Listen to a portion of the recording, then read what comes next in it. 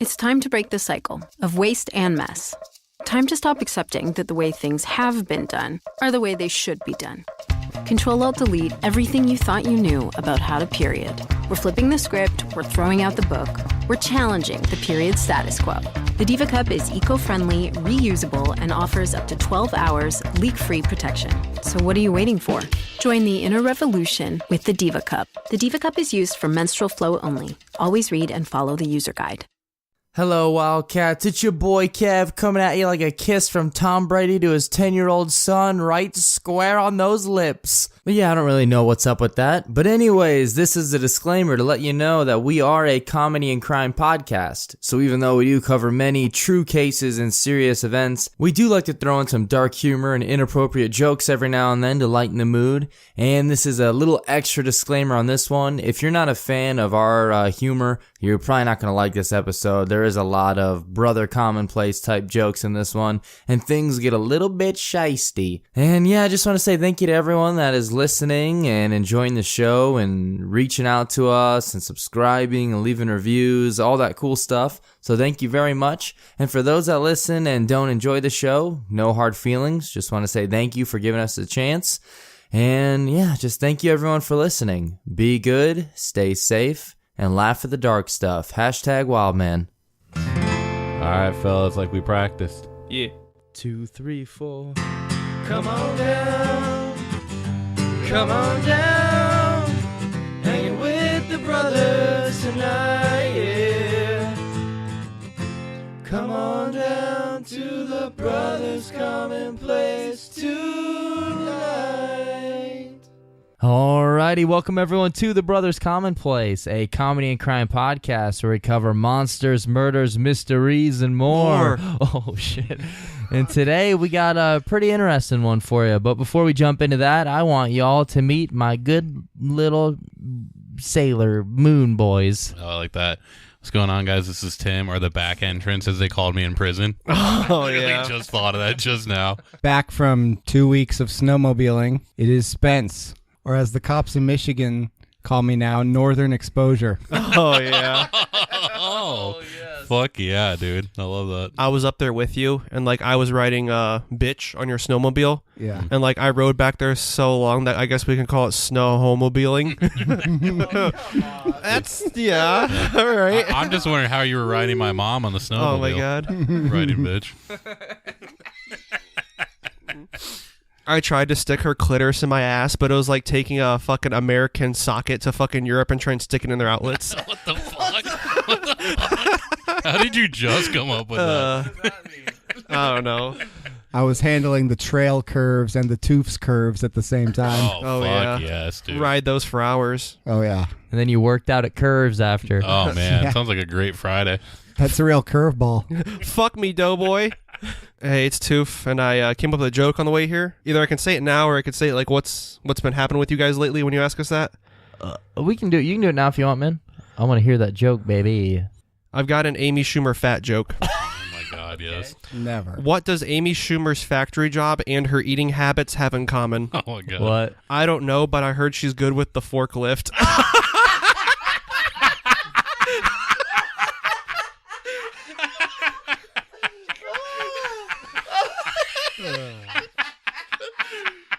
Toof. And it's your boy Kev, a.k.a. the Dirty Dog, a.k.a. the Super Bowl. Ow! Oh, yeah, that's what they call me now because I'm boring, uneventful, and all members of Maroon 5 have performed inside me at some point. So. Oh, I thought we were calling you that because of your entire 4th through 5th grade. Oh, that was super bowl cut. Hey, Oh, don't yes. minimize that shit. I had it until like 8th grade, man. It was Dude, most of us in the 90s. it's probably actually on my computer, but I have JP made a collage of all of us, Mm-hmm. and there's a picture of Kevin from 5th grade where my hair's all slick. And I look the dapper tan, as fuck. the tan. Oh yeah, He literally looks like a fucking orange. Oh, like hell his yes. skin, I it's was insane. tan as fuck. Dude, Oh, you're yes. so fucking tan, man. Yeah. Speaking of JP, today's his birthday. Oh, yeah, hey, happy So birthday. happy birthday, Happy JP. birthday. Rest in peace, yeah. brother. For sure. So anything before we jump into the case? I do have some announcements and things, but you guys got anything to mention first? I don't think so. It's a minor, but I found out I had a third nipple. Oh, yeah? And when I went to go get surgery and have it removed, they just said, "Hey, fat ass, that's just pepperoni." So I didn't need to go to lunch afterwards. Oh, hell yeah, dude. Nice. Nice, dude. Yeah. I can't believe I missed that all those times. I think you put it there. So we do have some good news. We are back on Spotify. We were off there for like 2 weeks. I don't really know what happened, but they fixed it like 10 minutes ago. Oh, hell yeah. So hell yeah. So thank you, Yes. Spotify, for helping us out and getting that fixed. We love you, Spotify. Did you find out because a girl on Twitter pointed out? I actually got like 4 or 5 messages the other day asking what was up. Thanks to our Spotify listeners for keeping tabs and be like, "Hey, where's your fucker shit at?" Absolutely. Yeah, absolutely. I'm sure that's exactly what they said to Kevin. And also, we are going to be recording a Patreon episode after this, and we're going to be switching some things up. We are now, instead of doing movie reviews, I mean, we might do that every now and then, I don't know. We're going to start doing shorter true crime cases, like ones that we can't get a full case out of. So, starting off, we're going to tell the story of my uncle that murdered a girl a couple years ago. Oh, shit. So, yeah, we're going to start off with that one. So, if you want to hear that story, listen to our Patreon. Crazy stuff, for sure. Alrighty, I hope you're not afraid of getting just a little bit spooked, because today's story is going to do exactly that. We have a case involving a satanic gay couple and murder. And no, this isn't about how me and Tim chained up Andrew in the basement and killed him. I wrote this like 2 weeks ago, so I totally forgot where I was going with that. Well, then I guess I'm not going to be on the Patreon one either, because I thought this was going to be about me. Today, we are covering the Corpsewood Manor Murders. And I once again want to mention before we start that this is another case with a lot of conflicting information, so I'm by no way saying that everything we mention is the 100% correct version, and some details may differ depending on the source that you're using.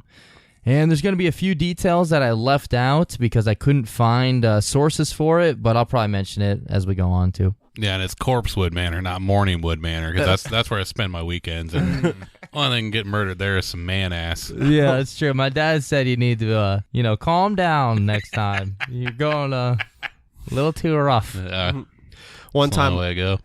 One time I was staying the night at Kevin's and I was like exploring his house and shit, and I went down to the basement to this like secret room, and Kevin Herpin stopped me. He's like, "No, that's my dad's place." I was like, "What?" He's like, "That's a secret room. That's Morningwood Manor." Oh, So mind your manners. Oh, shit. You spent time exploring my house. Well, grew up poor. How many fucking seconds did that take, Toof? Well, I had enough time for you to have sex once, so. Shit, yes. The CM, so you watch the CM Punk fight? We all have sex to the CM Punk fight to time ourselves. Like, no, it doesn't start till he gets in the ring. That doesn't count. I'll never last that long if he's walking in the ring. Cult of personality. Oh, my God. That's what he came out to, actually. For his, that's pretty awesome. I didn't that was watch kind of his- cool he did that. Yeah, I didn't watch. I was too busy sneezing. The only thing shorter than a CM Punk fight is my stamina during full court basketball. All right, so here we go. This tragic and sad case is going to be taking place in Chattooga County, Georgia. I think that's how you pronounce it, Chattooga. Chattanooga. No, that's not Chattanooga. That is going to come up later, though, I think. But I believe it's Chattooga. And this would be the place where our two main characters would end up hand-building their very own castle in the middle of a national forest. Well, yeah, obviously. We didn't need to research that. We knew that was coming. Yeah, where else would it go, Kevin? And these two main characters, they were not only gay partners, but they were also Satanists. Oh, fuck, yes, man. Yeah. You don't see that a lot. No, but from my research, there's a very special level of hell for these people. I'm sure there is. Yeah. Yeah. Now, one note, though, it is up for debate on how satanic they actually were. They did have a lot of items and trinkets found in their castle. However, he easily could have just been fascinated by the occult and things like that. Yeah, absolutely. Also, Joey Odom, who is the second one of our main characters, he's actually known to have been a Catholic. So we don't really know 100% if they were super devout Satanists or anything. They may have just found some of that kind of stuff interesting. Like, I love shit like that. Like, I think occult stuff is cool. Same with, like, Nazi stuff. I'm not a Nazi, but No, yeah, Nazi shit's cool. Yeah, it is cool stuff. Yeah, for sure. Yeah. But They got some nice nipples. yeah, it's just it's just fascinating stuff. So So if we're trying to figure out what level of Satanist this guy is, how many Marilyn Manson posters did he have? After you said how many Marilyn Manson posters he has, I'd be like, well, I don't know, but I can tell you how many ribs he has. Oh, only one. I mean, if you're going to build a castle in the middle of a national forest, are you going to then line the walls with Marilyn Manson posters? Is that the first thing you're going to do, Jeremiah? I mean, if it was me. I mean, what are the walls made out of? Stone. If it was, is it Joe? Is that his name? Yeah, that's the second one. Yeah, if it was Joe, it's probably just Lakers cards. Just Lamar Odom. It's not even funny. Now, the reason that we bring up all this satanic talk, this case would be taking place during the 1970s and 1980s, with the year of the murders being in 1982. So we're like right dab in the Satanic Panic phenomenon. Wow. And of course, it was all taking place down in Georgia in the Bible Belt, which probably isn't the best place for a satanic homosexual couple to live. No. And this will cause a lot of rumors and talk to come out after the murders and people claiming that they deserve to die. Yeah, I'm not saying this in a bad way, but if you're already going to be homosexual back then and there, why be satanic too? Because you're just making everybody hate you at this point. And that's the thing that's going to come up later is it's just the wrong place for them to be, unfortunately. Yeah, and I'm not saying anything bad against them. It just it sucks that that's where they ended up because it's like so many things against them. Maybe just move. But yeah, after they get murdered, people are like saying like, "Oh, they deserve to die," and like all that other fucked up stuff. Oh fuck! I thought these guys were the murderers. No, these two get murdered. Oh shit! Wow. Oh, okay. Yeah, these two gay Satanists are the ones that get murdered in Georgia, and people are being like, "Well, they were gay Satanists. They fucking had it coming." I heard like that some people said that, but then like, a lot of people were just like #Wildman. Yeah. Like it happened back then, so Wildman. It was just Kevin's dad. Yeah.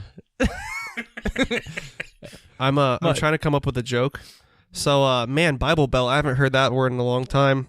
Okay. The last time I heard that is when it was the only thing on the floor in my pastor's room when he was done molesting me. What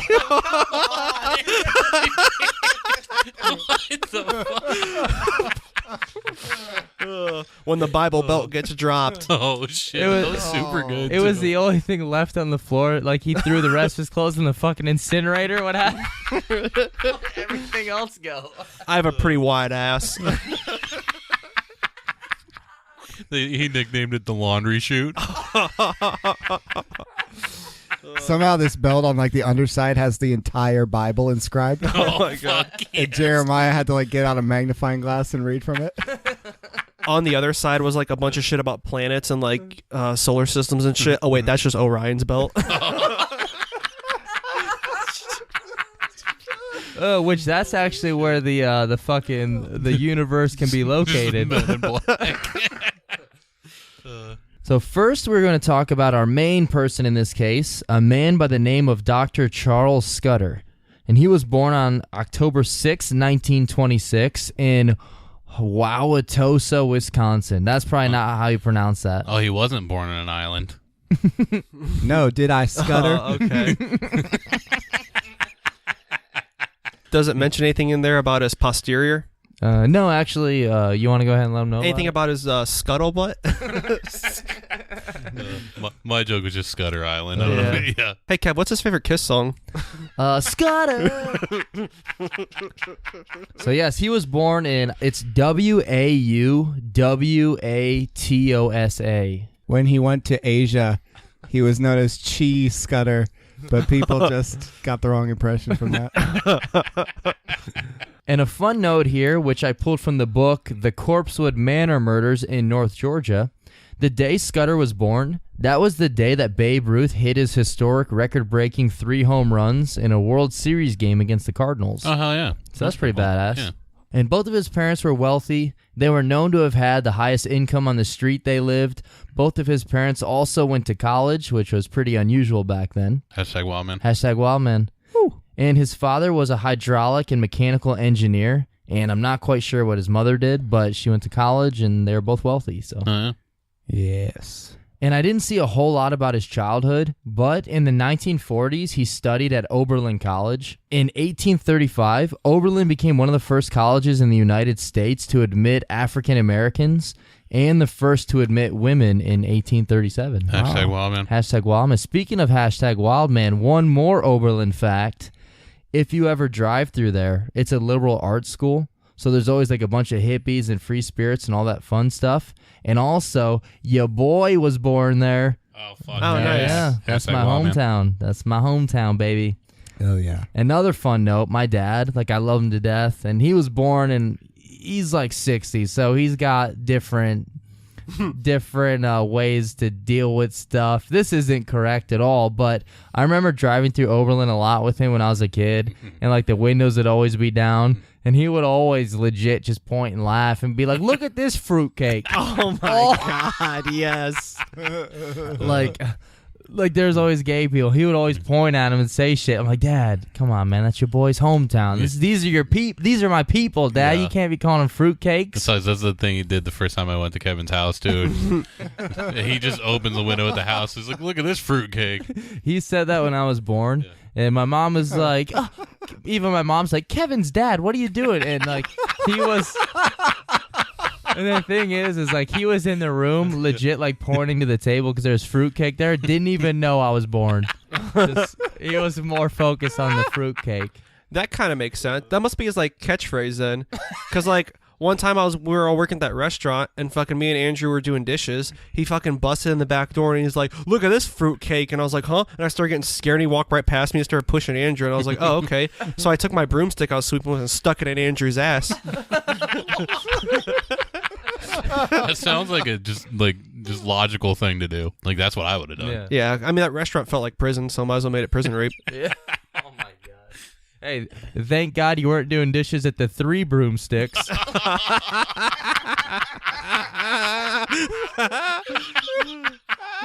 A fucking Harry Potter joke. Fuck yes, I love it. Now, as far as Dr. Charles Scudder goes, he was said to have been cultured, brilliant, polished, soft-spoken, confident, had impeccable manners, had an easy smile, was very charming, so he's not your stereotypical devil worshipper. Yeah. And he would soon marry a woman named Helen Kilbourne Hazlett in 1946, and then almost immediately they would get a divorce. Is that the lady that just passed that new Democratic abortion bill thing? I feel like that name is just an alternative name for like Helena Bonham Carter. Oh my Like God. I'm picturing her as that. Hell yeah. And then in the 1950s, he would marry again, this time to a woman named Borte Bunting. What the fuck? That's probably not pronounced right. I hope it is. Also, Borte. we had a negative review about how much we just make fun of names. Oh, dude. Fuck you, man. I was like, remember Paul Onions? Yeah. How can you well. read Paul Onions and not laugh at that? Yeah, come on. That's like 80% of our jokes, man. That's all we Borte. got. So, Gosh. yeah, Bourtai. Is that Borte? I don't know. I would think so, yeah. I don't think there's any way to say Borte that sounds like a lady's name though. Paul Bort.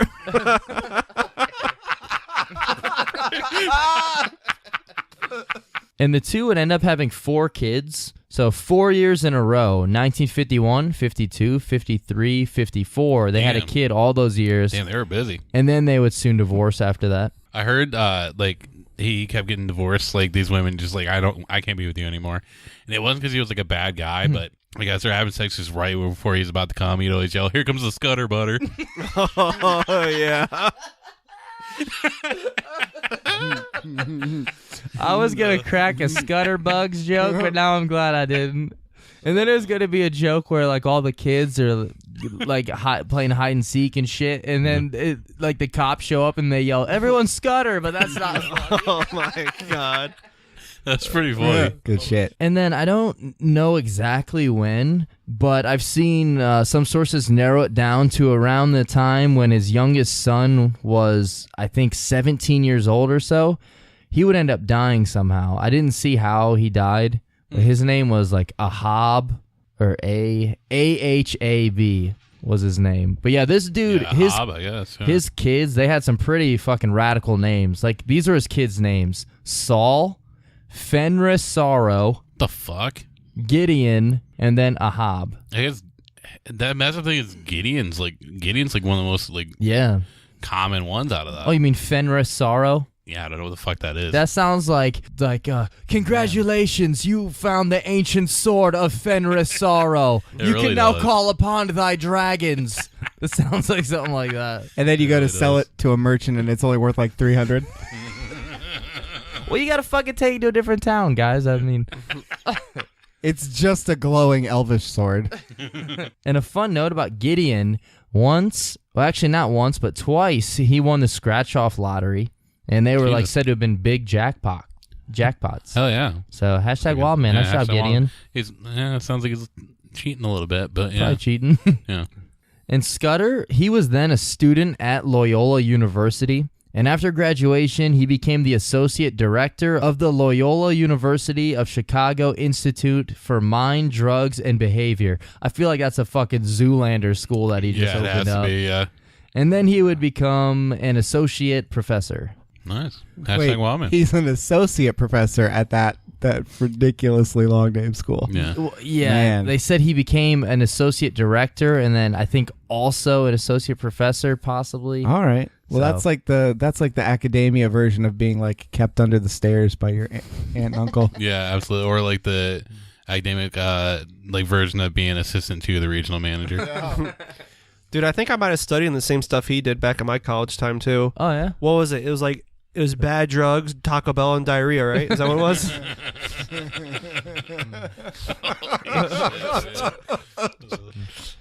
Dude, when we do During the the time you worked at a college. when we do the Tooth Story episode, we definitely got to talk about the Taco Bell thing with Oh, yeah. with the guy pulling into the drive-through. So- he can't exactly say what you told him to say, but he might be able We'll to. It's say a it on the Yeah, Patreon we'll say it on the episode. Patreon. Yeah. Wow. Yeah, so this week we'll record the story of my uncle. Next week, maybe we'll do two stories. Yeah, because there's some good ones that we can't really say on like a normal episode. And Gotta keep that behind the paywall where it's safe. Yeah, build the We- fucking wall, guys. we can't afford to have people that don't pay for the shit to hear it. Otherwise, we'll be just straight shut down. That's the end of the podcast, That's boys. true. That's true. And Dr. Scudder, he sounds like he was a very intelligent and just a crazy smart guy. He was also known to have been quite eccentric. He would sometimes dye his hair purple or red, and he was also said to have had a pet monkey. Okay. Yeah, so. Fucking scary. And soon after Dr. Scudder and his housekeeper / companion by the name of Joseph Joey Odom, they would relocate to a mansion on West Adams Street in Chicago. And some sources claim, however, that Scudder didn't meet Joey until after he moved to Chicago, and then that's when he became their housekeeper. So I don't know if they were friends before or after. I've seen sources stating both. Absolutely. And I think that Joey, he was there to help Scudder raise his kids, and then after the kids were all grown and adults, Joey still stayed there and lived with Scudder. And I think he was kind of like a butler / good friend anyways, and plus they would end up being a possible couple in the future. Oh. What? And Joey, he had pretty much the opposite upbringing as Scudder. Like Joey's parents were dirt poor and had like 2nd and 4th grade educations. Sounds like me. But they said that the reason Scudder liked Joey so much is even though Joey was said to have not been that educated, he was one of the few people that Scudder could actually enjoy talking to. Absolutely. So, Hashtag Wildman. hashtag Wildman. So anything before we move on and start talking about Joey a little bit? Hashtag Wilson. Yeah, he's like the Wilson to Tom Hanks and Castaway. Yeah. Yeah. Oh shit! I thought you were talking about like Poor the, Joey. I thought you were talking about the neighbor from Home Improvement. Oh my God. That's what I was like. Wait, I don't get it. Like, Dude. they stand like where you can't see him over that fence and just talk to him. It's probably too late now, but I swear God, I was gonna crack a Home Improvement joke earlier. What was the name of the town that wasn't Chattanooga? Well, you look like the home improvement guy right now. Oh, fuck yeah, dude. Is it Like- Al? Owl. Yeah. Yeah, but like the Chalanada, whatever you said, the one Chattooga. Chattooga. I was gonna say that's the sound that fucking Tim makes. Mhm. Chum. That fucking sound. That's not even close. Whatever. even fucking close. They named the town after that. Yeah. I heard they stole that sound when my mom shot me out of her pussy when I was born. He was Tim the Tool Man Taylor was in the next room. He heard, oh, he's like, what was that? So just a little bit about Joey now. He stopped attending school at the 5th grade, which is further than his parents went. Oh, so he got the ICP degree. Oh, fuck yeah, dude. So he was a floob. I'm gonna say him and Andrew went to graduation together. And he had been in trouble with the law at some point, and Dr. Scudder wrote of him, quote, He learned far more about the world than I had with all my degrees, and somewhere along the line, he developed a talent for whipping up meals fit for a king. And up until Scudder would move to Georgia, nobody knew that he was hiding his sexual orientation. People liked him. He just did a lot of kind of, like, quirky and odd things, like the dyeing the hair pink, and he also had a pink gargoyle statue that poured water out of his mouth. Dude, that's kind of cool. That is sweet, and it's one of the few things that he would bring with him whenever he moved to Georgia to build his castle. I heard that wasn't water though. Like it was like you know how in Mr. Deeds, like he's like, oh, that's Hawaiian punch. It was like that, but it was Faygo. Oh my god, yeah. He brought it for Joe. And when they ran out of Faygo, they just hooked the pump up to Rod Stewart's stomach.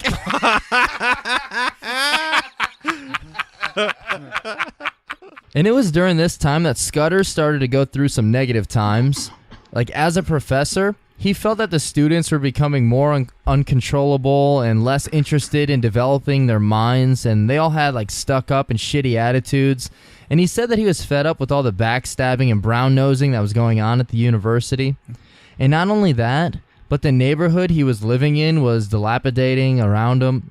This is a dilapidated boat. Do you remember what that is? What is that? It's when Matt Hardy was doing the broken Matt Hardy Oh my shit. god, yes. Oh, yeah. And there's that shitty boat, and like it gets Yes. attacked. He's like, "This is a dilapidated boat." Wait, That's amazing.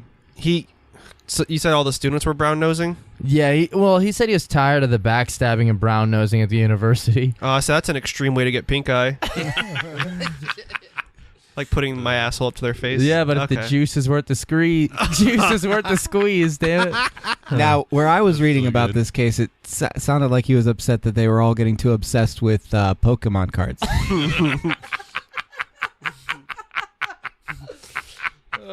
So once again, we get back to Andrew. Fucking Andrew did this. Pokemon Go. To the polls. Oh my god, dude. I've never seen that movie, but he held up a holographic gold Charizard, and he's like, highest grade in class gets it, and he put it on the chalkboard, and he's like a math professor or something like that, and one of his janitors came in and solved all the problems for him. No, that's not actually what happened. He put that gold Charizard card on the wall, and he's like, whoever, and before he even said it, let me check the Columbine. That's not funny.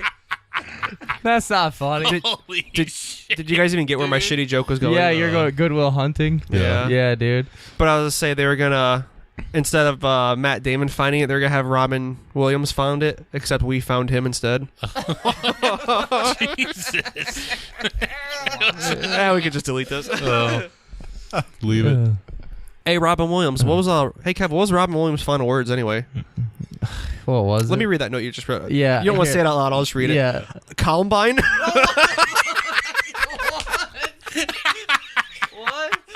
Years after. All right, I'm picturing Goodwill Hunting, but instead of Matt Damon, it's Seth Green. Oh, yeah. My god, dude.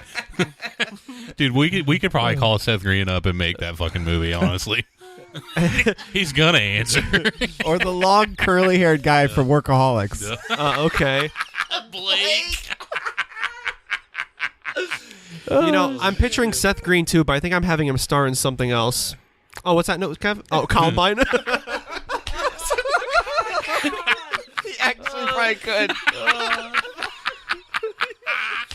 In a real movie about it, he probably could when he was younger. Okay. Dude, I honestly would believe he was in high school. Okay, so we're super sorry about all that. That's not funny. That's what the disclaimer's for, though. Oh yeah. So- You guys will be fine. Sorry, moving on. We'll only have like 7 bad reviews. After That this. was disclaimed. We do get them like every week now. I quit checking. So back to Dr. Scudder. That just means we're popular now. That is true.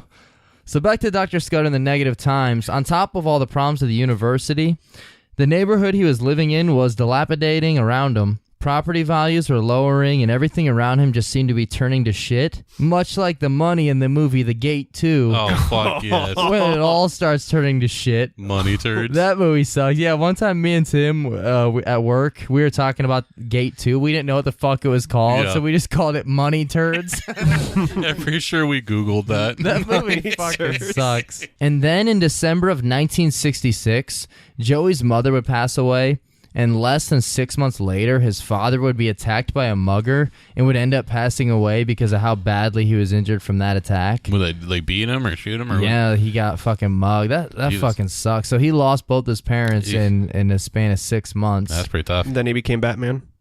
Oh fuck, dude, that actually could have happened. Dude, hey Kev, so why did you attack that guy's parents? Wait, did you say he was attacked by a muggle?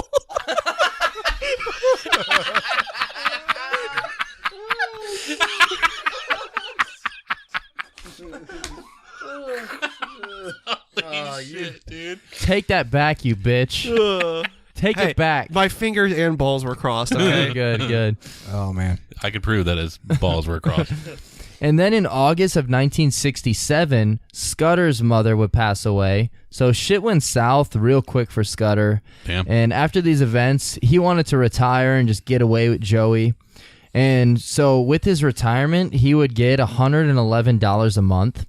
And from his mother's life insurance, he would get another $100 a month. So that doesn't seem like a whole lot, but in today's money, that would be roughly around $1,500 a month. That's Damn. livable. So that's not too shabby. Oh yeah, for sure. Especially because their whole idea for Scudder and Joey, they wanted to move away and live off the grid, just get away from it all. They wanted to live a friendly, peaceful life and just have like no electronics or anything. They wanted to build their own home and live off of their own shit. I feel bad for Joey because I heard he had his mom cremated and he took her ashes and scuttered them in the wind.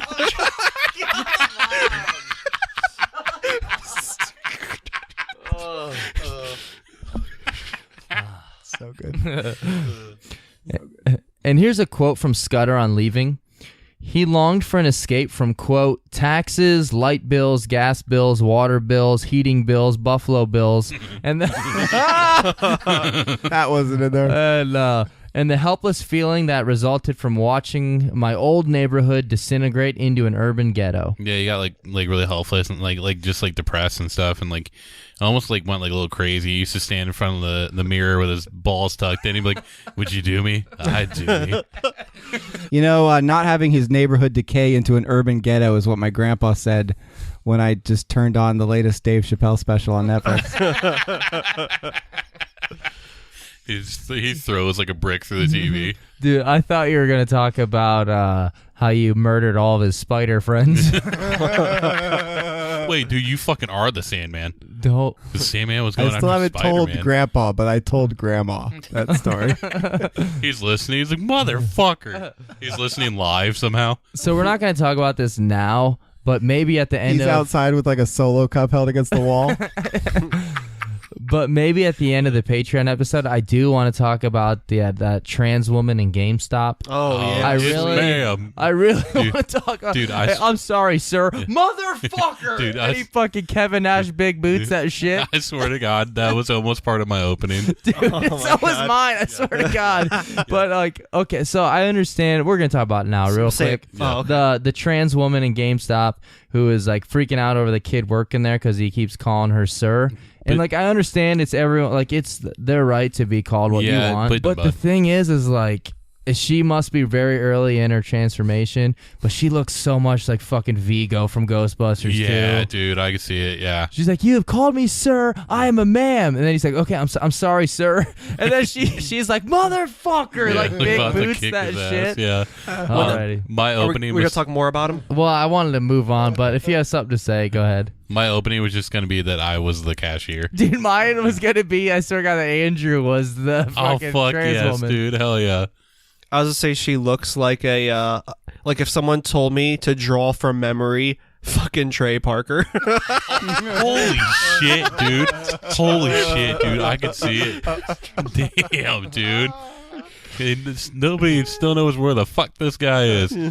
So Joey and Scudder, they found the perfect spot they could move to and take their 2 mastiffs with them. It was a piece of land located in the middle of a national forest, so it would be isolated from prying eyes of neighbors and townsfolk, leaving them to be free out on their own. Do they ever say the dogs' names? Oh yeah, we'll get to it. However, they would still need to make trips to town for random shopping needs and things like that, which would end up being a mistake on their part. So, in 1975, Scudder, he bought a 40-acre tract in the middle of the Chattahoochee National Forest. Oh, fuck yes, So dude. way down yonder. Yeah, in the Chattahoochee. Which, that's like the best music video of all time by Alan Jackson. He's fucking water skating in his cowboy boots and shit. What? Oh, yeah. It's fucking awesome. Water skiing. Did I say water skating? No, water skiing. Yeah. Yeah, it's a fucking awesome video. Watch it, dude. Yeah, that's good stuff. What would water skating be? I don't know. How could that work? Let's find out. We'll figure it out. My mom used to call her pubic area the Chattahoochee Forest, and then she used to call Tim's tongue the California wildfires because This is in Georgia. Jesus Christ, that fucking fire killed like millions of people. That's basically like equivalent to the asteroid that killed the dinosaurs. well, his tongue killed that coochie. So Yeah, dude. Hey, it was hotter than a hoochie coochie. I'll tell you that, man. Fuck yeah, dude. I'll tell you that shit. Oh, man. So they end up buying a 40-acre tract in the middle of the Chattahoochee National Forest in Tryon, Georgia, buying it for I think $10,000 or around $10,000. 40 acres for 10 grand. Oh, I guess that's back then. And it was in the middle of it was surrounded by a national forest. I forget what it's called. Not like landlocked, but Yeah, I don't know the name for it. And Scudder, he had a well dug in the property, and on his 50th birthday in 1976, that is when he actually finally resigned from medical school. And on his way out, he grabbed 3 things. The first being 3 vials with approximately 12,000 doses of government-grade LSD-25. fuck Oh, yeah. yeah. What? Because he did a lot of studies with like the mind and brain and stuff. Yeah. And Yeah. I've seen some sources say Studies. that I don't know how long that shit lasts. Oh, I don't know. Like how long that's good for. Yeah. Oh, So I don't know if it was actually used. Oh, yeah, it does still- expire. I don't know if it's expired or not. Yeah. I mean, we'll find out a little bit later that they do find some more. And the last 2 things that he took with him, he took 2 human skulls, and then he also had like a golden Obviously. harp. So those are the things. Obviously, those are the things from his university. Yeah. But when he moves, he takes that pink gargoyle statue thing. Yeah, And- obviously. And yeah. he had this big golden harp that he liked to play, and he has that with him too. That's pretty bad. You can buy human skulls online. I've seen the websites. And it's not even Yeah. illegal either. You can buy skulls. That's weird. I mean, I'm not surprised by it at all, though. And then it would be kind of cool, but I feel like, like if a haunting was going to happen, I feel like that's when it would happen. A perfect replica of a T-Rex skull is like $10,000. Oh, that's that'd not be even bad. that. I mean, okay, yeah, I guess for a replica, but that'd be pretty That'd be fucking fucking awesome, Yeah. dude. Like, if I ever get that much money where that's like throwaway money, I'm buying one. Hey, I'm sign gonna, up like- for the Patreon, guys. Your money will not be wasted. We need you. Come on. I want to fucking. With that sweet, sweet Patreon money, I'm going to buy real woolly mammoth tusks and make like a bed frame out of them. Oh, my God. fuck Come yeah. on, guys. If you want, we'll buy prehistoric bones and shit, and we'll murder people with them. That would be fun as fuck. To be honest with you, we were going to do that anyway. But we're going to strip naked like the people back then, like the tribal Yeah, peoples. we'll wear like loincloths and shit. Yeah, And Yeah. Andrew will at be most. And then Andrew's going to be the first target. Andrew will be running behind us, but he'll have like a little bag of like a bean bags, and he'll be like, "Lightning bolt, lightning bolt, Oh my god. lightning bolt, sleep." like, hey guys, wait up. Andrew's playing like live D&D. Dude, Andrew's like a fucking cartoon character because he doesn't have to wear clothes at all. I can't tell if he's naked or not because he has such a thick bush. I thought you were going to say he's like Winnie the Pooh, like you don't know like if there's parts there or not. Like, oh, Andrew, that's a nice thick, Pantsless all the time, but whatever. that's a nice thick bush you have, Andrew. So this is what you're doing after they cancel that Geico show. Why did they think that would be a good idea? A Geico caveman sitcom. What fucking morons? Hey, it still lasted longer than a CM Punk fight. Oh, my God. It lasted about as long as that 80s show. Oh my god. Dude, I have something to say about the guy, who was the guy that took all this stuff, the 3 things? Dr. Scudder. There's no wrong being homosexual or anything, but man, was he flamboyant. Like a pink gargoyle statue, a harp. Like, come on, man, you're 2 trying to human skulls. like he's trying to play to those Joey Odom. like he's trying to play to those stereotypes so much. Like, what's he gonna do next? Have an original copy of Brokeback Mountain? Dude, I swear to God, dude, if I could have a not even pink hard to gargoyle, like, pink gargoyle would be fucking sweet. Yeah, it's cool, dude. Yeah, it really that'd is be cool as hell. I'd like it. made out of like cotton candy. Oh, yeah. So everything else that Scudder owned, he would auction off. he sold his house, and he would end up buying a camper, a Jeep, and a wood stove. And I don't know why they decided on this night, but it was the night of a big blizzard that they decided to pack up the dogs, and they headed out into the woods to start the next chapter of their life. Oh, wait, so he didn't sell the dogs. Nope. Oh, and we'll get to their names. It's coming up. I was going to say wood stove and blizzard. Was this Diet Law Pass? Yeah. Hey, did you guys see the news about that? They're reopening it, right? They're reopening hell the yeah, case. dude. Nice. With a book of like 400 pages of notes from the original team. Oh, God, shit, dude. I didn't see those I hope they details. find something. That'd be sweet. Oh, yeah. If they do, we have to like do another They say episode. there is no supernatural explanation. They are only considering like 3 theories. Well, The stove? That's got to be one, right? Wasn't that the most plausible one we came up They with? were all the theories were like about something from like the outside, like an avalanche or Oh. something like that. See, I thought it was the stove. Yeah, I don't know. Yeah, so can definitely It's could have like been Stove something. was our best theory. I did see they on had that a video. They had an iPhone actually, which is weird. And they had a Spotify account listening to the Brothers Commonplace. And they decided nothing could get better. So You know they what we ended should. it. You know what we should call Sure, the that's cool one of the listeners episodes who Andrew do was on. things like. I'm sorry, Tim. What No, you said? you're fine. I was just saying that was one of the episodes Andrew was on and it wasn't. That was a lie. I think it was just us three. Yeah, it was just me and Spence. Hell yeah. Those sweet, sexy listeners who point out things like that our Spotify's not working, we should call them our spotter flies. Oh, hell yeah. Thank you, you spotter flies, you sexy boys. You so- Girls ain't bad, but those boys are sexy. I have something a little social comment about these two guys. Yeah, too. Well, everything you... Okay, what do we got to say about them? So they want to go off the grid, right? Yeah. You know, there's a family of about 20, a little bit more down south that they can join if they want. Last week's podcast. Oh. What's his name?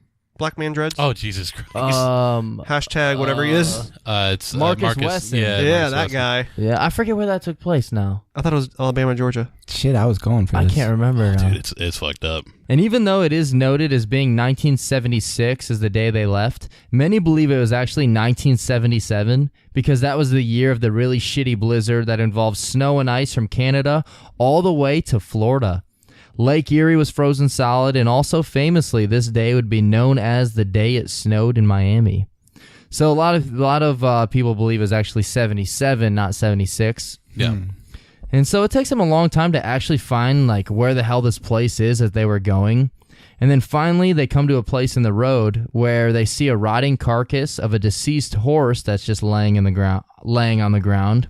Awesome. And surrounding the area is a, quote, graveyard of denuded trees standing starkly against the sky. So they took this with a bit of humor and they named this road/drive the Dead Horse Road. And it would be the road that would lead to their future dream home castle that they would name the Corpsewood Manor. Or they were just like really like upset at that point, like trying to find out where they were going and stuff. And they're just like, dude, I'm just like pissed off, and I got out and just started beating that dead horse. Just every time we make jokes, like 90% of them we've made in older podcasts. Yeah. So that's us. Funny. We're the ones beating the dead horse. Oh, Dude, yes. This is true. I didn't want to interrupt you earlier, but when you were talking about the blizzard of 77 and the first time it snowed in Miami, Yeah. isn't it actually always snowing in Miami? Oh, shit. Well, it's always cold there when we have fucking... Was that the last team Amari Stoudemire played for? Maybe the Mavericks. The Mavericks? One of those two. Okay, never mind. It wouldn't have been funny anyways.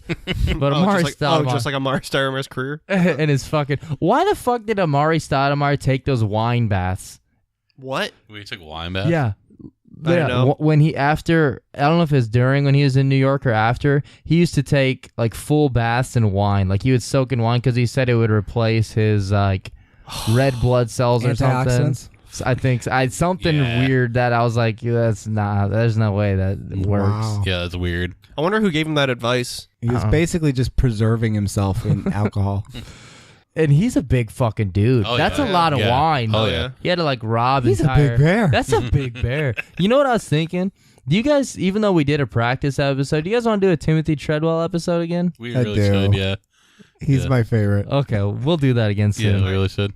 Bathing in wine's kind of crazy. I mean, the last time I got advice from anyone was bathing in cum, and I'll never fucking trust my pastor again. Okay.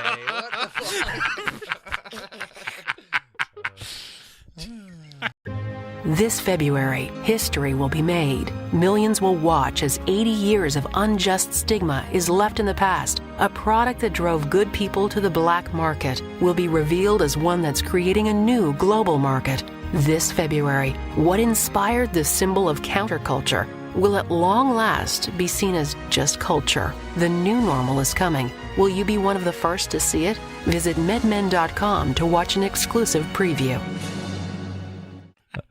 So here we have a couple fun notes. The first one is those two mastiffs. Their names were Beelzebub. Is that how you pronounce that? Oh, the devil Yeah. thing. Beelzebub? Yeah, Something Beelzebub. like that. But yeah, I know it's like the devil. and Yeah. shit. It sounds scarier the weirder you say it. Beelzebub. Hey, Randy, what? The devil. And then also Arsenath.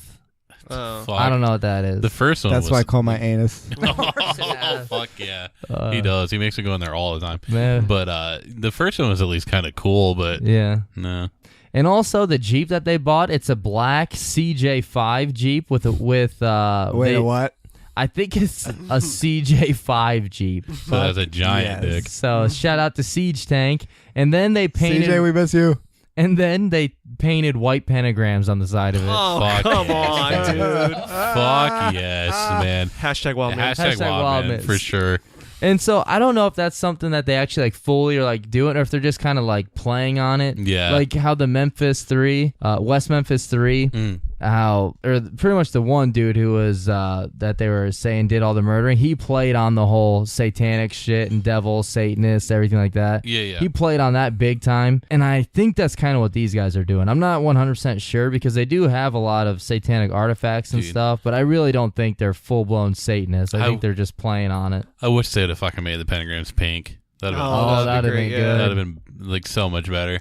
They had, you were talking about they had satanic artifacts or something like that? Yeah, they had a lot of like occult items and trinkets. What and about shit. their dirty underwear? Oh, wait, was that just satanic shartifacts?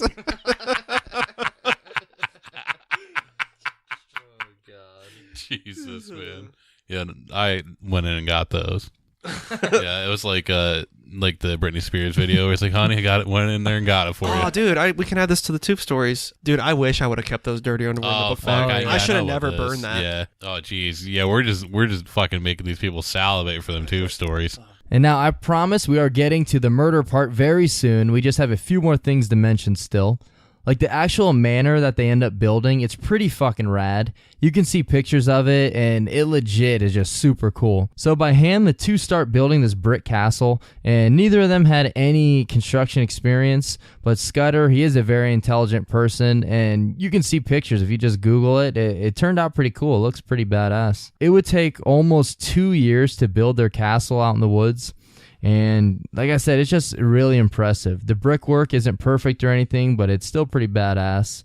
And it's a 2-story brick building. It has no corners. Instead, it was sort of oval or pill-shaped. And then it also had stained glass windows and a spiral staircase. Oh yeah. Wait, it was a 2-story? Yeah, it's a 2-story building. So it was like a Fresh Prince of Bel-Air episode. It's it's super badass for real. Like if you haven't seen pictures of it, Google it. It's pretty cool. Nice. And it's hard to fully describe the place, but there are pictures online, like all over. A lot of them, they are crime scene pictures, like afterwards. But out front, there's a brick gazebo-like structure, and it had the pink gargoyle statue on top of it. Gazebo. Gazebo. And also on the property, just a short distance from the home, they had an outhouse, and they had another type of outhouse building there, as well as a very famous building, a 3-story chicken house with a complete furnished top floor that was nicknamed the Pink Room. Nice. And the Pink Room, that's like a guest room. So whenever they had parties or people over to hang out with, or if people like hunters were wandering on the property and they wanted to talk or something or just hang out, they would always take them up to hang out in the Pink Room. Nice. Wait, is this like an actual, like they had chickens in the first 2 fucking stories and you gotta walk past them to get to the cool room? Yes, I'm about to tell you a quote from Scudder on what All the right. actual building is. You said there was 2 outhouses? There's an outhouse, and then there's another building out there. I can't remember what it I heard was. that's just where they used to bang. They called it the in-house. Well, actually, that's speaking of the room where they would bang. Oh, shit. Here's a quote from allthat'sinteresting.com on the Pink Room. To complete their country manor, the two added on a 3-story, quote, chicken house. The first floor was for the poultry and food storage, the second for canned goods and the couple's pornography collection. Oh, fuck Obviously. And the third for their pink room, also known as their pleasure chamber. Oh, Hey, could you shit. go up to the canned goods and pornography room and get me a can of corn and a dildo? You're going to want to grab the can of creamed corn, not the open can of corn that we creamed in. So, And then I would like the cream video. Cream pie number 3. Oh, that's the along one with the that, creamed corn. that's the one that Tooth was on the cover of. Oh yeah. so I'm not quite sure how tall this building was. I think it was like 40 feet or so, because it is like 3 stories, but I'm not positive. No. And Scudder himself, he thought of Corpsewood Manor as, quote, more like a mausoleum, a tomb requiring care, cleaning, and endless costly repairs. And now here's another quote from the same article. Scudder also fashioned a stained glass window adorned with a prophet known as Baphomet. Yeah, what is that? He's that's Satan. That's another name. Oh, Hey. oh, never mind. It says right here, an important figure in the Church of Satan. Yes. No, it says right below that, Boba Fett from Star Wars. Oh, that's what it is. Oh, okay. Yeah, I know what that is then. And while Scudder took his Satanism seriously, it's important to understand what exactly that religion meant to him. Scudder, like other members of the Church of Satan, didn't actually worship Satan, and he was instead an atheist who chose to celebrate the base, worldly pleasures that he and other church members felt were denied to humans by the Abrahamic religions. So honestly, even though everyone just assumes that they're this satanic, demonic, like, gay lovers, really they're just atheist hippies. That's really all they are. Oh, the Church of Satan on Twitter are hilarious. You should all follow them. You know, they're we got a lot of information for this from the churchofsatan.com, and it was a good read. They actually get a lot of this good information from there. Dude, their main guy has like one eye. Oh, it's crazy. Fuck yeah, dude, that's awesome. Hey, what did Lincoln used to worship? The President Lincoln, he used to worship this thing you would like tie between 2 trees and like lay on. A hammock? Oh, his Abrahamic religion. And then the pink room, it was also said to have been used for sex parties that Scudder and Odom would throw, and they would invite guests over. And in the pink room, there were mattresses, candles, whips, and things like that. And I do want to note that It was like real life Beauty and the Beast. Really, kind of. Oh, yeah, and Scudder and Odom made those come to life. Oh, fuck yeah. And since this is in Georgia in the 70s and 80s during the Satanic Panic, you have a gay couple living in the woods in a castle, driving a Jeep with pentagrams on it, and there's just lots of stories and rumors getting thrown around. Like, they're just absolutely hated because not only are they gay, but they're satanic and they're different. Yeah. And juggalos. And juggalos. So people are just making a ton of shit up about them, saying they really do summon demons, they sacrifice people and animals, they drug people and do experiments on them, and all that kind of wild stuff. They listen to the Brothers Commonplace. They listen to the Brothers Commonplace. That was the end That's of the it. worst. Yeah, that was They the won't be fucking the last first straw. people to die for that. They're like, them motherfuckers gotta die. It's okay, they're gay, we can handle that, but they listen to the Brothers Commonplace. Like, Dad, I'm right here, dude.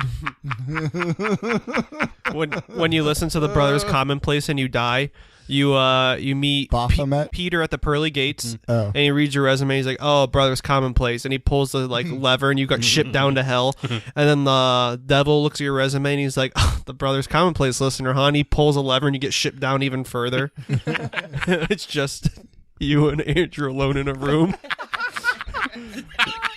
And he's wearing a bag over his head like what's his name? Like Shia LaBeouf did. Oh, shit. And it's just like Shia LaBeouf where he rented out the movie theater and watched videos of himself. It's just you're in the movie theater with Andrew and you're just watching Andrew's life over and over. Yes. And then afterwards, like, you have to play him at Pokemon, and he has Mewtwo. And he's doing the popcorn trick and you have to do it. All right, well then, fuck, I'm doing this on purpose. But the pink room was said to have had a logbook, and 2 officers did claim to have seen it. And the logbook was said to have names of people mostly from out of town and possibly even a name of a prominent local resident. And the logbook also contains sexual preferences and all this other stuff. But many people don't even believe that the actual book exists. Like, law enforcement said they took it in for evidence, but have no idea what happened to it after that and that it got lost. Yeah, but of then, course it did. But then many lawyers in the murder case later claim they've never even heard of it. So whether or not that book exists, we have no idea. And then strangely, there are no pictures of the pink room. Like, no pictures of it exist that I know of, and I don't know why exactly. Like, there's photos of the inside of the manor, the crime photos, but there are none inside the pink room. So you just fucking make all this up? Well, no, there's pictures of the outside of the coop, and there's witnesses that have been there, actually, but there's no photos taken inside of it. That's kind of weird, because if they do crime scene photos, they'll clearly do, like, graphic stuff. So one more note about them being gay. It was actually the super pink room. Just joking. That's not funny. Everyone involved in this case, and also the people that knew them, they all agreed that both men, they were gay. However, they weren't ever seen showing like any sexual or couple-like affection toward each other. So we don't really know for sure if they were indeed a couple or not. But it was said that they both were gay. Holy shit, were they J.O. buddies? Like all those fucking Craigslist ads? Dude, 2 showed me the funniest shit about it's just called J.O. buddies? That was pretty much. It's J.O. something. But it's people on Craigslist that are like, yeah, I'm looking for a guy to come over. We'll watch like action movies and J.O. But we don't do anything to each other. We're not gay. We just, no touching. No touching. Yeah. We No just, gay stuff. We just J.O. Hell together. yes, man. Yeah. My favorite one was like, I have a really nice sound, like not Bose, but like I have a super cool stereo system, and we can listen to AC/DC, and I'll turn up really loud, and if you try and turn down, I'll say no, and we can J.O. together. No gay stuff. Like, what the fuck, man? Oh, so the logbook does exist. So. Well, actually, I read those excerpts from the Green Book. Oh, shit. The Kevin Green book. Yeah. And one thing the 2 men really liked to do besides throwing sex parties was to make their own wine. And this wine they would, of course, bring out during their parties, and they would experiment in making their own wine from different fruits. And I think I heard that they even tried to make vegetable wine once, and it was just like super fucking garbage. That's how Stoudemire got it, man. The only wine I have actually ever heard of is when we beat that 73-win Warriors team, and they whined all summer long. Oh, bitches. We need Durant. They're still whining. Still fucking winning championships. Fucking losers. The Cavs are coming for you. That's right, dude. See how many points Sexton had yesterday? 27. See how many assists he had? 6? Fucking pass the goddamn ball, Sexton. Get some assists. Was it 1? I really think it was 2. I thought he had like 6. Or maybe like 6 boards. I don't know. I thought he yeah. had like 2 or 3. I can't remember. And then also they did find LSD in the castle later on, and lots of it. But like I said, we don't know if they would be able to use it or not. Like as far as if they expired, I have no idea. But most of that LSD they did find later. And then one more thing to mention, because it is a little creepy and eerie. Charles Scudder painted a self-portrait.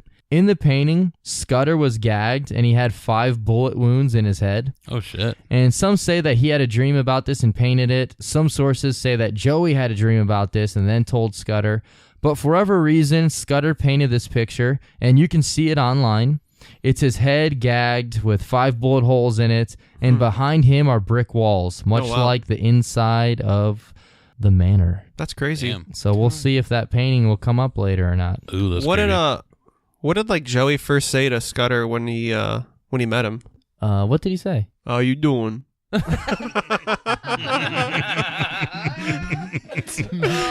yes, dude. What's his character when he's the doctor, Joey on Friends? Dr. Drake Ramore, maybe?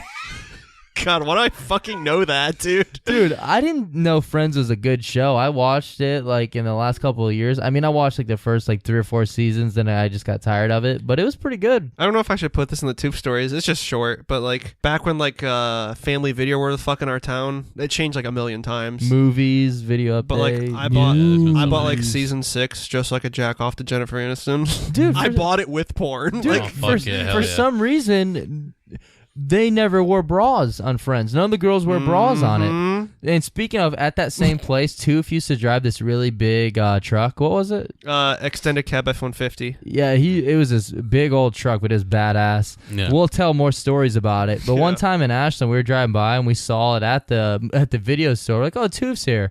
So we go looking for him in there. We don't see him anywhere. So we go to the adult section and Toof's in there with a stack of movies. And he turns around and he's like, oh, hey, guys.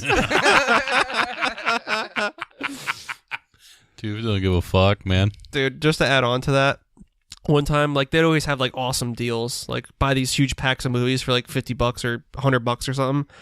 Like, the next day, after I bought pornos, my, like, female manager came up to me. She's like, you like them pornos, huh? And I was like, what the fuck? She's like, yeah, my son was behind you in line. She's like, yeah, Jeremiah just had this huge stack of porn. And he paid, like, $170 for it. Why? But why? Yeah. And so now this is where the main case takes place. We come to the winter of 1982. And a lot of this next part we took from weekandweird.com. It was November of 1982. Wait, Andrew has a website now? No, this is WEEK.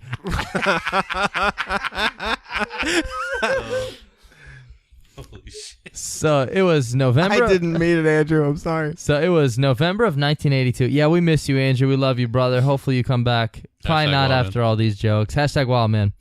November of 1982. Kenneth Avery Brock. He moved into the trailer park and in with a 30-year-old unemployed man named Samuel Tony West. So one thing also to mention, we're going to call the one guy Brock and the other guy West. Yeah. Brock, he was only 17 years old. So that's kind of shiesty right there. We got a 17-year-old who moved in with a 30-year-old, and I don't even know how they like met each other or anything like that. He was teaching Brock to be a Pokemon catcher. So Brock, he was a hunter, and he had been on the property of Corpsewood Manor, and he was a Pokemon hunter. Yeah, exactly. But yeah, he had been on the property of Corpsewood Manor many times, and he had met Sutter and Joey already. He had even enjoyed their hospitality in the pink room and drank homemade wine with them. No shit. And some believe that Brock may have even had been sexually involved with either one or both of these men at some point. Fuck. And there's also a story where one source claimed that he tried to initiate a threesome with them but was denied. So who knows? There's so many fucking stories. Who knows? But it is believed that Brock, he did have sexual relations with either one or both of them multiple times. And it is believed that Brock, he did go over to the manor many times, and he had been given permission to hunt on the grounds as well. But this caused Brock to assume that the couple living out in the woods, living in the castle, drinking wine, he was like, man, they gotta be pretty wealthy. And maybe Scudder at some point had possibly even mentioned his inheritance, which wasn't a huge amount because everything that he had, they spent building that castle. So Brock is under the impression that these guys are fucking loaded. Is the only thing that Brock was truly hunting was for that threesome? Maybe, I don't know, man. Keep going. Yeah. Oh, shit. Hey, you Or want to finally defeat Goldberg. You want to? And after Brock moved into the trailer with West, he told them about these, quote, queer devil worshippers Oh, fuck yes, living dude. out in the woods, and that they had to be wealthy and believed that they were, quote, hoarding a fortune on their isolated estate. So the two, they hatched a plan to sometime go out there and rob the couple and then run away, starting a new life. So those guys basically, dude, those queers would not have a threesome with me. Yeah, well, we'll get a little bit to talking a little bit about that. Seriously, so funny. What a sellout. Those fucking dude, yeah, we'll get to it. Did he go on to become the curly redheaded kid in Recess? And I do want to mention I couldn't find the source for it, so I was gonna leave it out. But I did hear that West, he's a fucking bad dude. He's 30 years old, and he possibly was responsible for 2 murders in his past. Oh, damn. But he got off or didn't spend a whole lot of time in jail. I don't know the details. I couldn't find the source, but I did hear that on some like podcasts and videos about him saying that he possibly murdered 2 people in his past. Damn. And now some sources, they do differ on this next part, but some state that Brock had mentioned having sex with one of the men at the castle, and then West would like constantly make fun of him about it. And eventually Brock, being like the 17-year-old kid and immature, said that like, oh, it wasn't consensual, and made it sound like they raped him.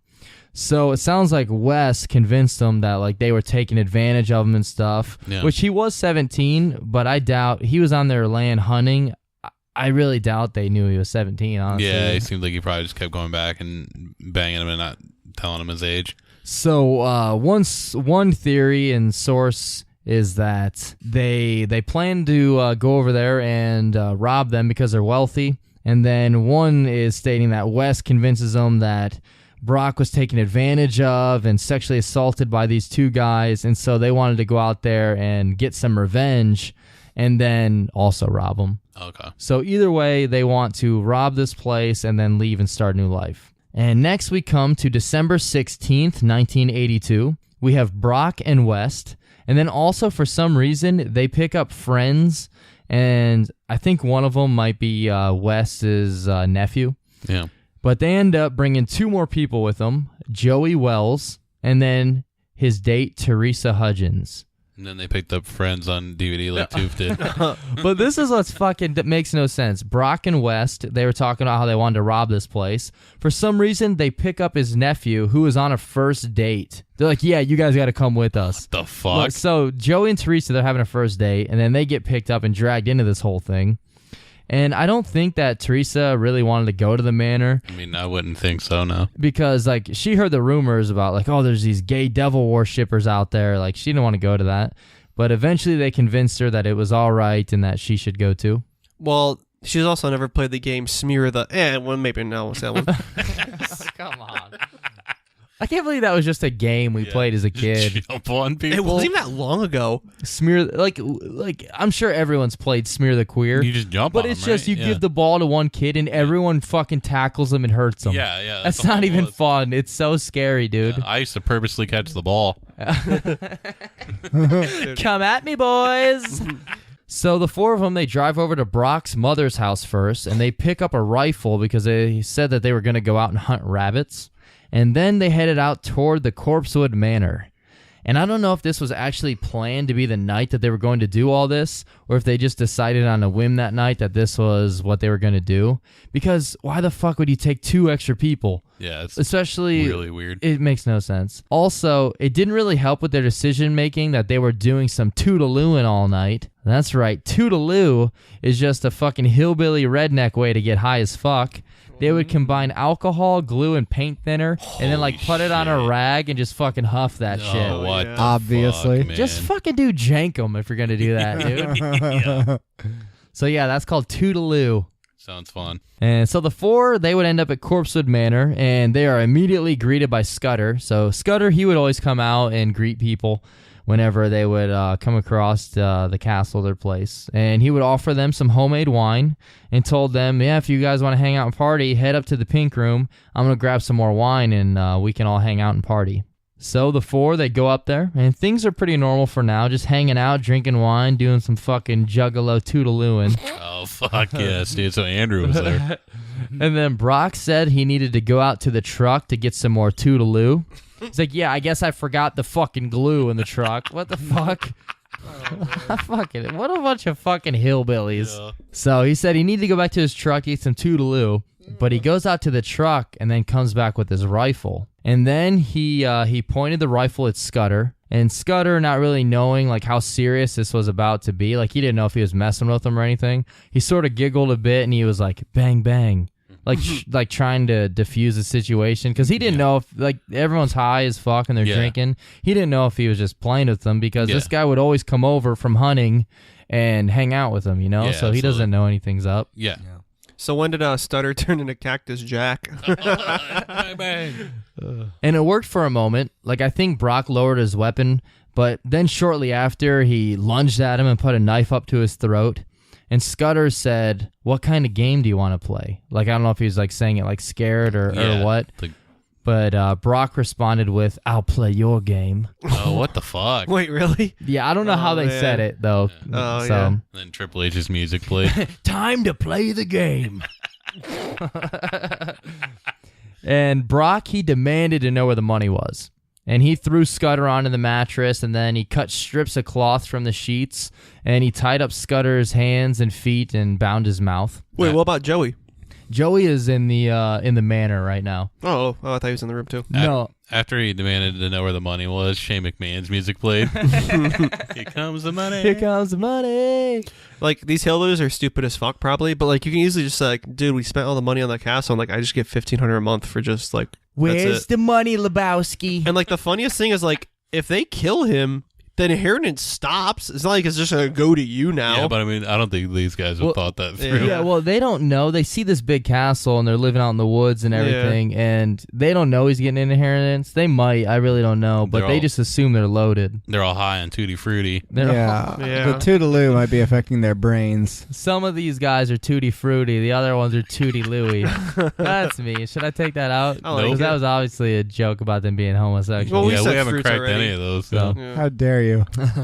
I'm sorry. Well, you could almost say like if they were having a picnic, you can call them a fruit basket. So during this time, we have Brock and West. Then we have Joey Wells and Teresa, not Joey Odom, the two that were on the date. Yeah. So Brock, he has a rifle aimed at Scudder, and he has Scudder all tied up. And Joey Wells and Teresa are like, what the fuck is this shit? Like, what's going on? Yeah. And they got scared, so they climbed down and they ran out to the vehicle to leave, but it wouldn't start. And, typical horror movie. And I don't know why or how, but they end up making their way back to the pink room. So I don't know the exact details. I'm sure something was lost in these sources. Yeah. But I don't know how they end up back in the pink room. And let's not forget, the pink room is on the 3rd floor on the top of the chicken house building. So it's like 40 feet up, I've heard on some sources.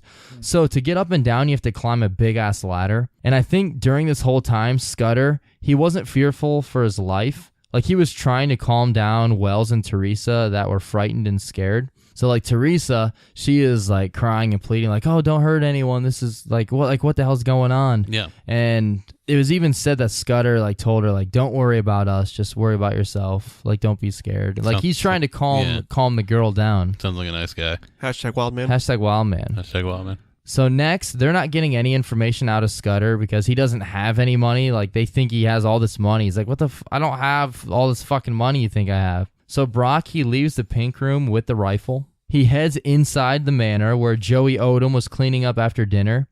And we don't know exactly what happened here, but Brock ends up shooting Odom 4 times in the face. Jesus. Then he goes over to the 2 mastiffs that were sleeping in front of the wood burner, and he shoots them both in the head. Oh, what a dick. Yeah. So fuck off, man. Yeah, he's a piece of shit. Dude, what if he would have shot him 5 times though? That was the other guy though. Premonition. Yeah. Well, it's not too late. Let's see what happens. Yeah, 'cause he's already tied up, yeah.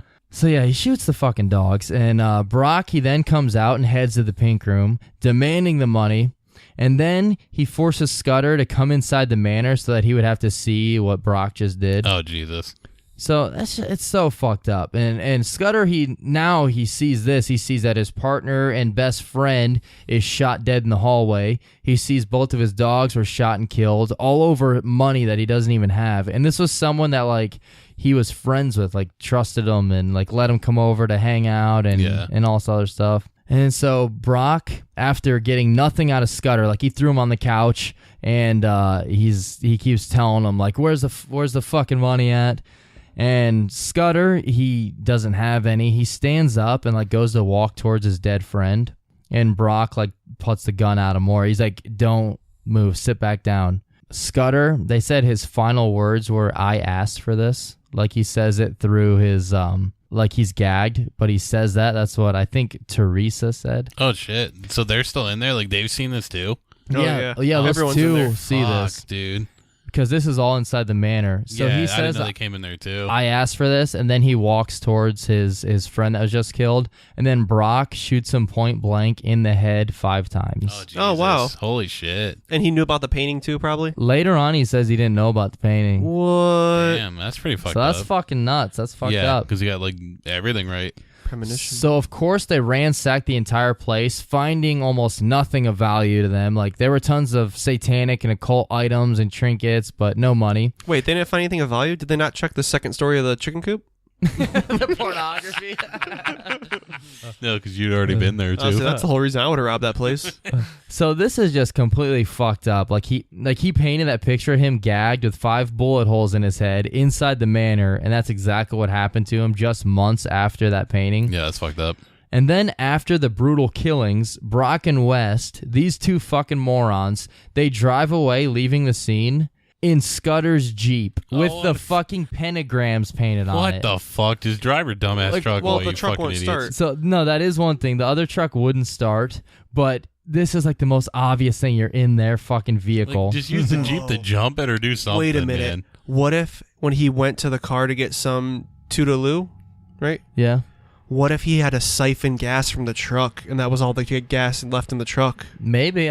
Maybe. Could have been it. I did hear somewhere that they had like almost no gas money. Like they put like $1 in gas to get to this place. So maybe that's a good idea too. And then the other two, Teresa and Joey, I don't know how they got away. It was mentioned that the vehicle didn't start earlier, so I don't know if they got away running or something. But West and Brock, they drive away together. And I also heard that the two, Brock and West, they obviously threatened to kill Teresa and Joey. Like, if you tell anyone, we'll fucking kill you and all this other stuff. You fucking brought us here, dude. They were on a fucking first date in the car. I just can't wait. Oh, fuck yes, dude, Blake. To get picked up by your uncle and go fucking murder guys on our very first date. What the fuck?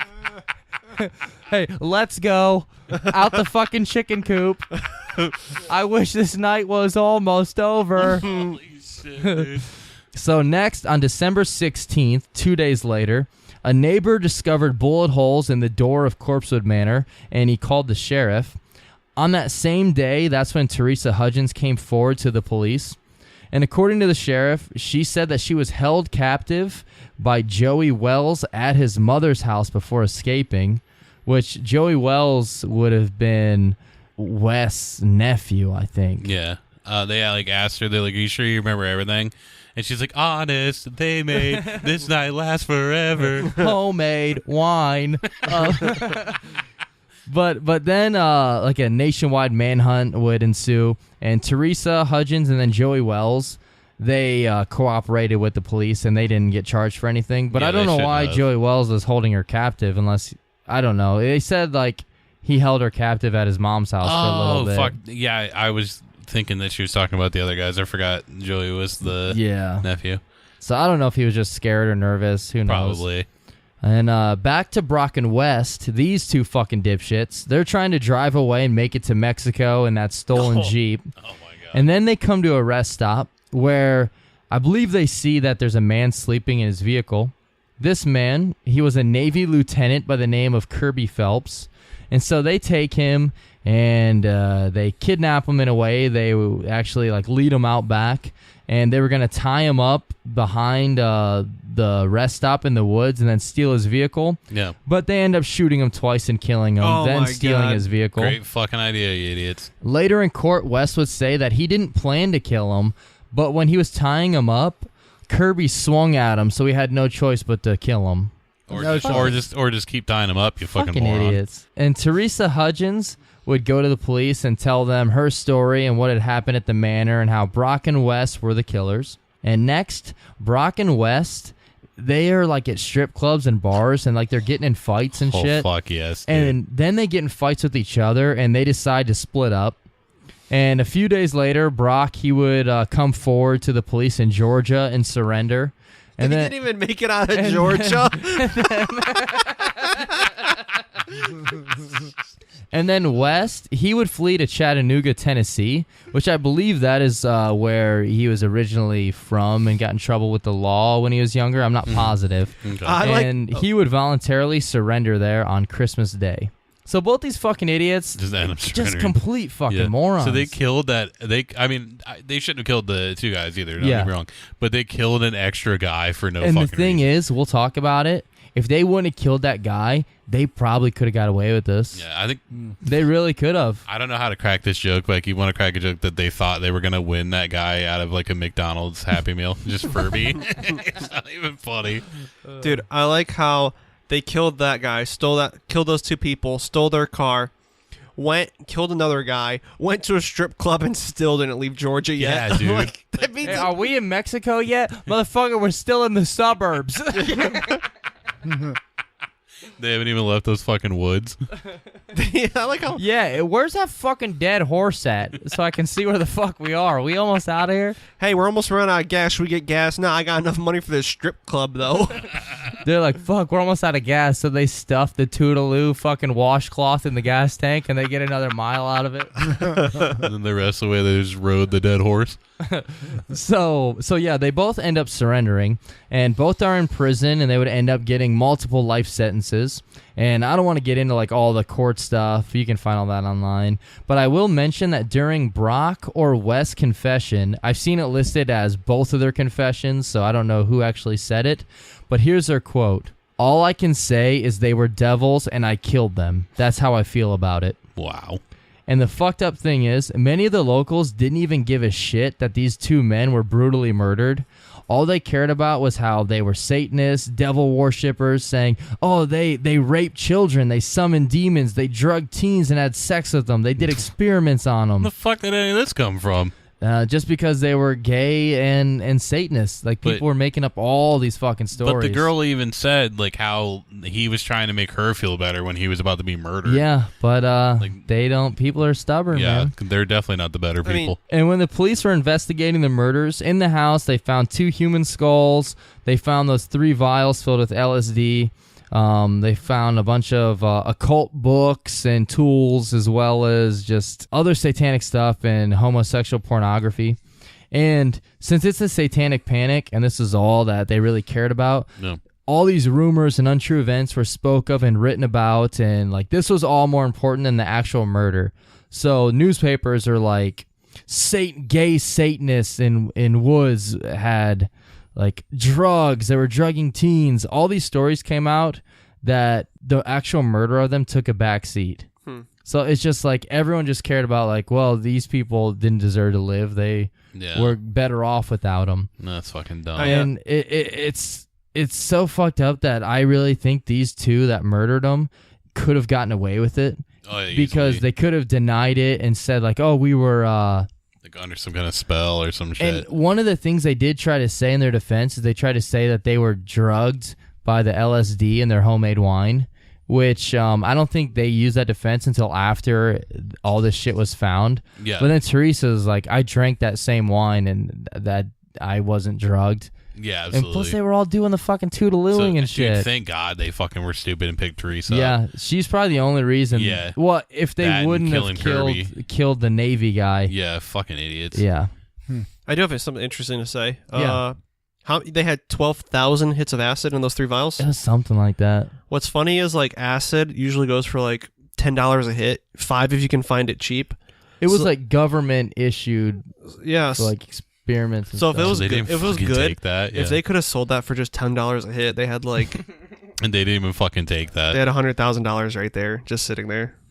Stupid. So yeah, during their trial for their defense, Brock and West said that they were drugged since all that LSD was found later in the manor, which the police found and of course was mentioned. It was all over the newspapers. But yeah, Brock and West saw this as a way to, well, we can use that for our advantage and say that we were drugged and we had no idea what we were doing, even though they were high as fuck on toodalooing. And during the trial of West and Brock, Dr. Scudder, he was accused of spiking the wine with LSD in order to try to have oral sex with him. Which, who the fuck is like, I need to drug that guy so I can suck his dick? Yeah, I mean, I do that with Tooth like all the time, but like that's not like common. Yeah, I'm like, I'm so high, man. This fucking weed. It's like, you have camels. Whatever. Yeah. But even that bottle of wine was tested and didn't have any trace of LSD in it. And West, he tried to use the defense of involuntary intoxication. Yeah, like saying like he had a motive because he was a homosexual. Like that was actually something that they said. Jesus. He had a motive to drug him because he was a homosexual. It's Sounds good to me. Later on, though, West, he would confess to a GBI agent that he and Brock planned the murder and robbery like a few days before the killing. And West told the agent that Brock wanted him to kill Scudder because Scudder once engaged in oral sex with him.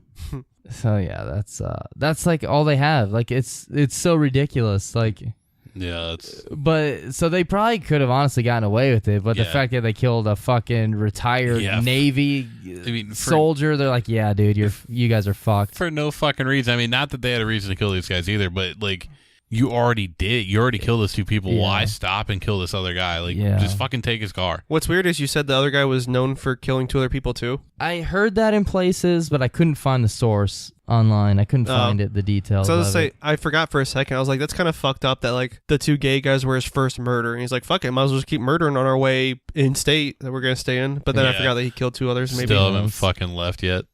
So this next information I got was from findagrave.com. Like actually when they have like the picture of their stone. Yeah. I found some stuff on there.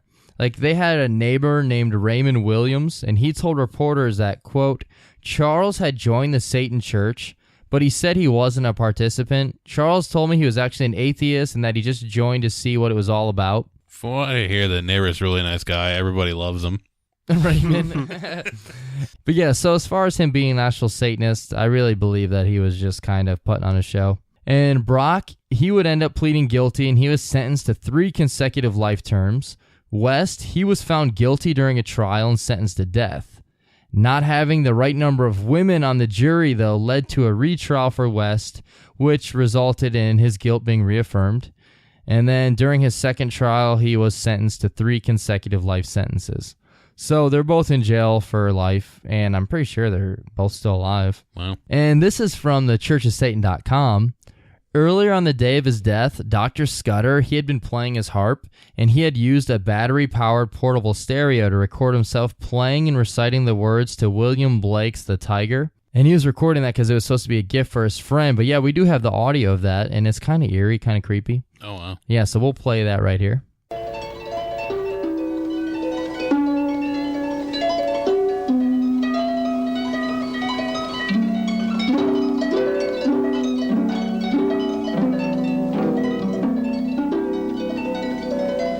When the stars threw down their spears and watered heaven with their tears, did he smile his work to see? Did he who made the lamb make thee? Tiger, tiger burning bright in the forests of the night, what immortal hand or eye dare frame thy fearful symmetry?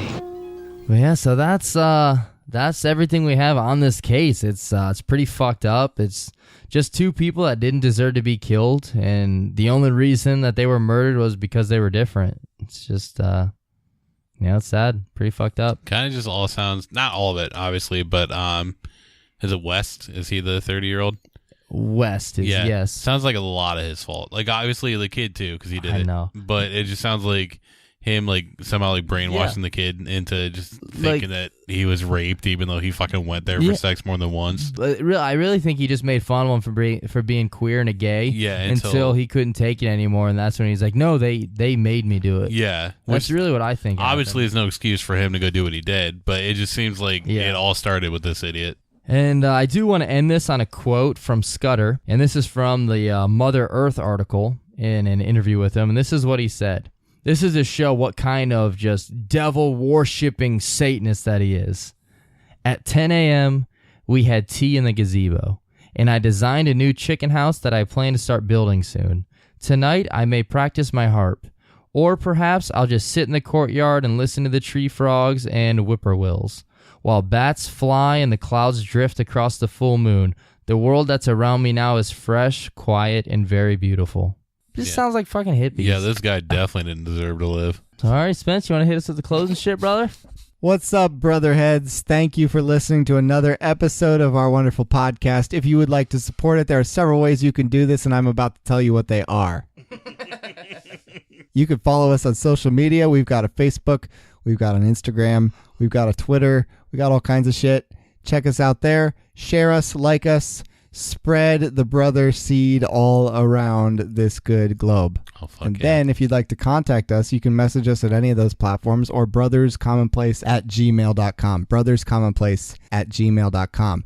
If you'd like to go all the way, you can support us on Patreon. Hell yeah. And that will give you access to sweet, sweet bonus content like the episode that we're about to record. And if you don't remember what it's about, too bad. I'm not going to tell you. You'll just have to donate $1. Oh, fuck yes. And then you can fucking hear it. Or if you're more like a lukewarm sort of middle of the road person, you don't want to leave us a comment, but you also don't want to fucking support us on Patreon, give us a 5-star review. Yes. iTunes or anywhere, really. And if you give us a screenshot, hell, we'll give you a shout out. Oh, We hell love yeah. y'all. Love it. We love y'all. If you really want to make us happy, you can send us stuff in the mail. What's that address, Kev? P.O. Box 31, Nova, Ohio 44859. You can also reach us by carrier pigeon. And if you communicate that way, you know how. Oh, fuck yes, dude. Yeah, so special thanks to everyone that has been reaching out to us and sharing the podcast. It really means a lot to us. Yeah, if everyone listening, if you haven't done it yet, if you enjoy the show, if you could please leave us a 5-star review on iTunes, that would really help us out. We really want to make a big splash this year and crash into the top 200 in comedy podcasts. And also, if you could just share this podcast, like on your Facebook or Twitter, or just share it with a friend, that would really help us out. And I just want to say thank you to everyone that has already left us reviews. And we have a Patreon, and thank you to everyone that signed up for that as well. It is just $1 or $5 a month, and you'll get bonus episodes and a bunch of other fun stuff we post on there. Also, I will mail you stickers. And for some reason, I just sent some out to Raven Knott, and I had basketball cards, and I had one of Jason Kidd. Oh, fuck So I yes. drew an upside-down cross on his head. I think I wrote Guns N' Roses on his arm or something, and then I drew a bush on him. So you get stuff like that. One of Brooke Lopez, I just drew a spider web coming from his hand to the ball, and I just wrote Spider-Man. Not even funny. But That's amazing. yeah, so maybe I'll throw in random shit like that to you. And also, as far as our P.O. Box goes, man, thank you, everyone. We've got like 3 people recently that just sent us stuff. Jocelyn, Australian Daniel, and John Wildman from Queens. Thank you so much. I only go to my parents' house every now and then. The P.O. Box they do pick it up. So I'll probably try to go there next week to pick it up. Yeah, can't wait to see what all this is. Yeah, dude. It's just awesome. It's unbelievable. So thank you very much, everyone. I think that's everything for me. Next up, we got Primo. Yeah. So I definitely like the idea. We talked about it before about doing like shorter episodes and stuff. So I definitely like the idea of doing that for our Patreon. I mean, along with movies, if you guys ever do have ones that you want us to review. But so yeah, I mean, any Patreon members who have like some short episodes that you think you would want us to do, some short topics and stuff, not short like my dick, but like like good topics, just definitely send them our way so we know what you guys want to hear, especially if you're paying money for it. And if not, just send us reviews and keep everything up, keep giving us suggestions and everything you guys do. We love it. Hell yeah. And alrighty, I think y'all are dying for some words of wisdom. Oh, they're fucking just squirting for it, man. Oh, man. Sploosh. So my boy Toof, Jeremiah, do you got some words of wisdom for the good people out there? I got the squeegees ready. I do believe so. Oh, shit. We got Gentleman Toof the Ripper, baby. All the girls about to get pregnant. So, lately, me and Andrew, we've been wearing some hashtag Wildman T-Bro-C shirts Oh, hell for yes. advertising Fuck yeah. while we film a web series. I'll give you the name of that web series a little bit later so you can look it up too. Okay. But we just wear the shirts and we don't have any underwear on our own, and you can just see our dicks and shit. And we call our dicks kids in it. Oh, no. Oh, yeah. And we watch porn to get our dicks hard. This is actually starting off way worse than I thought it would be. The punchline makes it worth it, okay? Because it's not where you think it's going. Okay. So we watch porn to get our dicks hard. And then our goal is to get our dicks hard, then watch porn and movies that makes it go down in quality. So like we start with, of course, the hard dick scene. Any scene from Debbie Does Dallas. Oh, Yeah, fuck of yeah. course. Hell yeah. Mr. Greenfield. And then we start watching the dildo scene from Not Another Teen Movie. Oh, shit. Nice. Nice. Not too bad still, but it's The starting beginning to scene. yeah. You don't have to go too far. And we like go through just like some like B quality porn movies and shit like that, and then it usually ends with an Amy Schumer marathon. And the web series is called Honey, I Shrunk the Kids.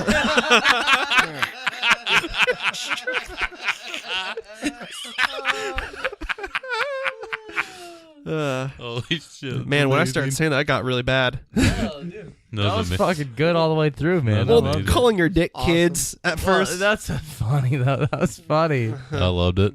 I guess you can also make a sidebar like. Well, we got a Patreon episode to record too. If you want, is it quick? You want to do one? No, more? I was just gonna add to it. Like, add to it, bro. Like, me and Andrew went to jail for abuse because we beat our kids. Okay, all right. Thanks for fucking listening. So, alrighty. Thanks everyone for listening. Be good. Stay safe. And laugh at the dark stuff. #Wildman. #Wildman. Cheese popcorn. #pretzel dick in my boy pussy. Oh shit. #thank you, Mark. Thank you, Mark, for sure. #wild woman. Oh. Ooh. Never heard that one before.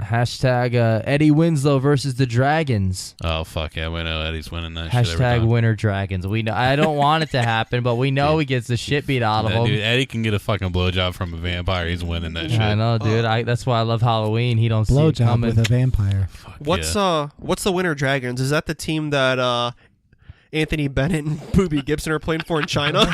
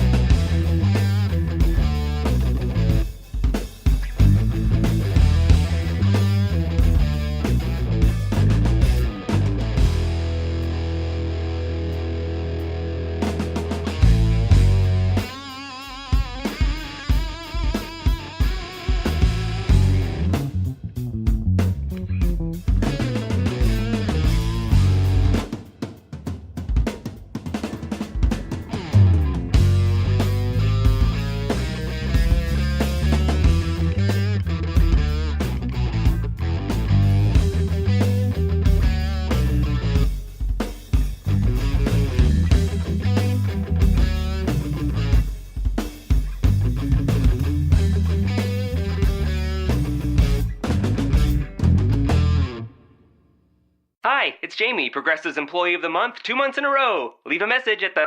Hi, Jamie. It's me, Jamie. I just had a new idea for our song about the Name Your Price tool. So when it's like, tell us what you want to pay, hey, hey, hey, and the trombone goes, wah, wah, wah, and you say, we'll help you find coverage options to fit your budget. Then we just all do finger snaps while a choir goes, savings coming at ya, savings coming at ya. Yes? No? Maybe? Anyway, see your practice tonight. I got new lyrics for the rap break. Progressive Casualty Insurance Company and Affiliates. Price and coverage match limited by state law. It's time to break the cycle of waste and mess. Time to stop accepting that the way things have been done are the way they should be done. Control-Alt-Delete everything you thought you knew about how to period. We're flipping the script, we're throwing out the book, we're challenging the period status quo.